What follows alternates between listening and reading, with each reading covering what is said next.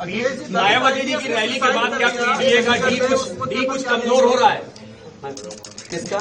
CDA का D Mahesh ji की rally के यहाँ जितने हमारे पत्रकार साथी हैं वो बहुत समझदार और जागरूक हैं। बहुजन समाज पार्टी को जितनी जरूरत आकाश आनंद जी की है उससे ज्यादा जरूरत भारतीय जनता पार्टी को है। अखिलेश जी देखो नया सोशल मीडिया अकाउंट बनाएंगे आप? खुल गया भाई, खुल गया बैकअप के लिए। नहीं पॉलिटिकल बात सुन लो भाई, पॉलिटिकल बात हो रही है। जो बात मैंने कहा कि बहुजन समाज पार्टी के आकाश आनंद जी की ज्यादा जरूरत बीएसपी से ज्यादा बीजेपी को है।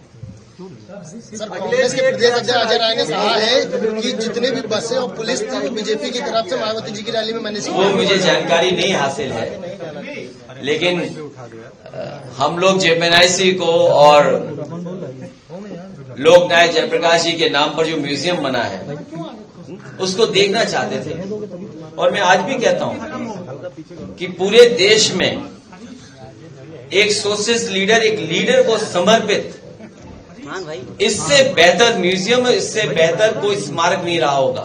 और आज भी मैं ये दावा करता हूं, ये अलग बात है ऊंची ऊंची चीजें बनी हैं, लेकिन लखनऊ में इतने बड़ा स्मारक बनना और उन्हीं के नाम पर देखिएगा भारतीय जनता पार्टी के लोग वोट मांगेंगे बिहार में जिस एयरपोर्ट पर, पटना के एयरपोर्ट पर भारतीय जनता पार्टी के लोग उतरेंगे, वो हमेशा ये भी याद रखें कि जिनके नाम पर एयरपोर्ट है उन्हीं के नाम पर जो स्मारक और जो म्यूजियम बना था सोचो उसको बर्बाद किया इन्होंने।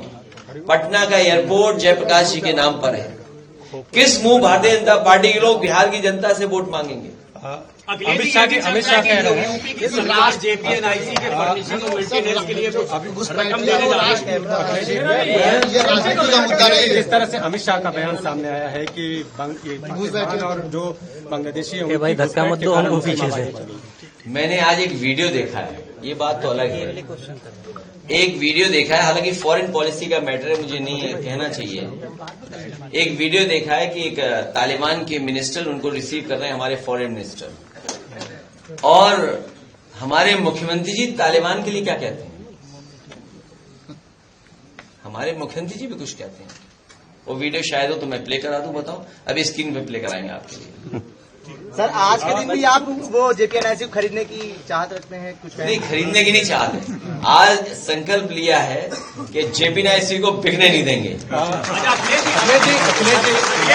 जब भी समाजवादियों की सरकार बनेगी, जो उसकी खूबसूरती, जो रौनक, जो इतिहास, जो विचारधारा को लेकर के, जो समाजवादी सिद्धांतों को लेकर के, और जो जयप्रकाश जी का जीवन भर का संघर्ष उसको लेकर के जो म्यूजियम बना था उसको वैसा ही बना करके और अच्छा बनाने का काम हम लोग करेंगे। वर्तमान यूपी सरकार वहाँ रकम खर्च कर रही है फर्निशिंग के लिए या जेपीएनआईसी या मेंटेनेंस के लिए?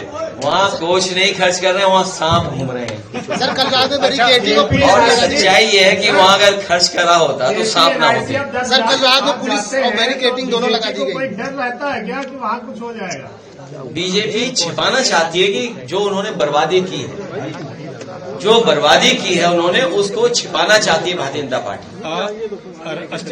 अफगान से आए मंत्री की प्रेस कॉन्फ्रेंस में महिला पत्रकारों को नहीं बुलाया गया।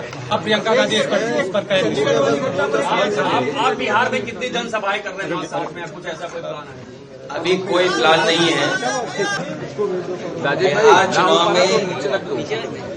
बिहार चुनाव में जहाँ बुलाया जाएगा हम तो जाएंगे।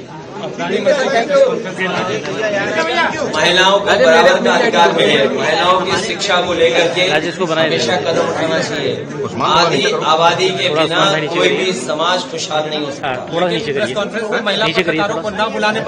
भारतीय जनता पार्टी ने तो आरक्षण ही नहीं लागू किया है। ये भारतीय जनता पार्टी के लोग तो आरक्षण लागू करना चाहते हैं, लेकिन अभी भी आरक्षण लागू नहीं हुआ। अगर आरक्षण लागू हो जाए तो ऐसी समस्याओं का समाधान अपने आप महिलाएं कर लेंगी।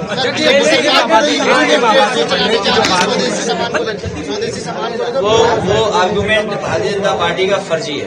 अध्यक्ष जी, जिस तरह से ये भारतीय जनता पार्टी हमेशा आर्गुमेंट फर्जी करती है और फर्जी आर्गुमेंट को बढ़ाने के लिए मीडिया का साथ लेती है। मुस्लिम आबादी बढ़ने को लेकर जिस तरह से बातें सामने है, लगातार बनाने के लिए हाईकोर्ट में खड़े हैं और सरकार से पूछा भी है कि आप अभी वैवाहिक कार्रवाई क्यों नहीं कर रहे हो, जाति आधारित राजनीतिक क्षत्रिय समाज हर जगह हो रही है।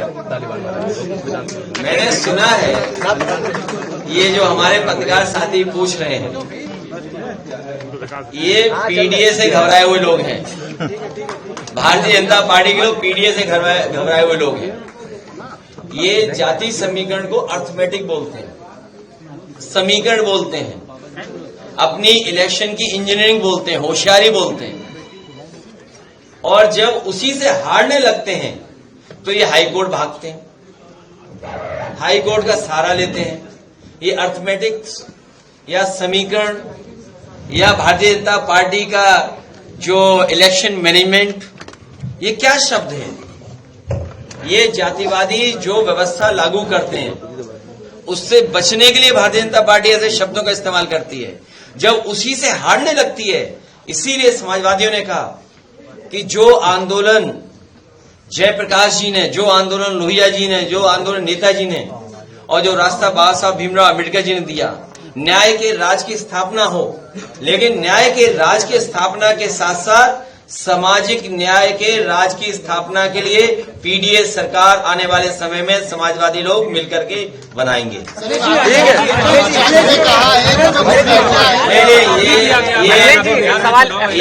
ये जो आबादी को लेकर के बात करते हैं, ये सब फर्जी है।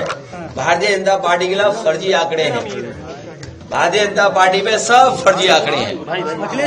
अखिलेश जी, चंडीगढ़ में ये भी फर्जी आंकड़े हैं। देखिए, ये बहस इसलिए नहीं चाहिए क्योंकि भारतीय जनता पार्टी ये सब काम करवाती है। जैसे उदाहरण के लिए मैं तो कहूंगा पत्रकार साथियों, अभी मुझे रामपुर जाना था, जो बरेली जाना था, मान लीजिए मुझे लैंडिंग परमिशन बरेली की मिली, लेकिन सुनने में आ रहा है बीजेपी के लोगों ने, बीजेपी के सरकार के अधिकारियों ने मेरा ऑफिशियल कार्यक्रम मुंडा पांडे स्टेशन एयरपोर्ट का जारी कर दिया। आप बताइए कि सरकार, उसके अधिकारी मिलकर के दूसरे एयरपोर्ट पे जारी कर रहे कार्यक्रम और जो जारी कर दिया कार्यक्रम उसको अपने ही चैनल से बढ़ावा दिलवा रहे हैं कि नहीं अब कार्यक्रम ये बदल गया, यहां पर उतरेंगे। इसलिए पत्रकार साथियों, घुसपैठिए अगर आज भी आ रहे हैं तो देश के प्रधानमंत्री जी को इस्तीफा दे देना चाहिए। अखिलेश जी, चंडीगढ़ में एक दलित आईपीएस ने सुसाइड कर दिया है, इस पर क्या कहेंगे? की बात आज भी हो रही है 11 साल बाद, और सच्चाई तो ये है कि दूसरे दल से जो घुसपैठी आए हुए हैं यूपी में, दूसरे दल से असली उन्हें हटाना है। अखिलेश जी, अगर आजम खान की बात अगर हमें दिल्ली लखनऊ में हो रही होती तो हम खुले मन से। मैंने आपसे कहा कि बीएसपी के बारे में मैंने कह दिया, कुछ नहीं कहना है। अखिलेश जी, पर निशाना साधा मुझे कुछ नहीं कहना, ये चैनल चलाओ अपने कहीं और।